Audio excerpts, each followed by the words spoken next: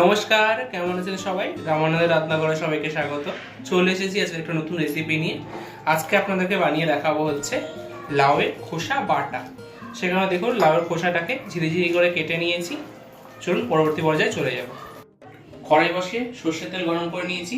তার মধ্যে দিয়ে দেবো দুটো শুকনো লঙ্কা, কিছুটা কালো জিরে, 8 থেকে 10 কোয়া রসুন।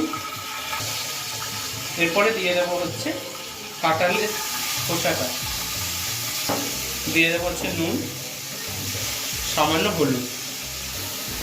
লাউয়ের খোসাটাকে ভালো করে কিছুক্ষণ ভেজে নেব। লাউয়ের খোসাগুলোকে ভালো করে লাল করে ভেজে নিয়েছি। এবার একটু ঠান্ডা করে নেব, গ্যাসটা বন্ধ করে তারপরে বেটে নেব।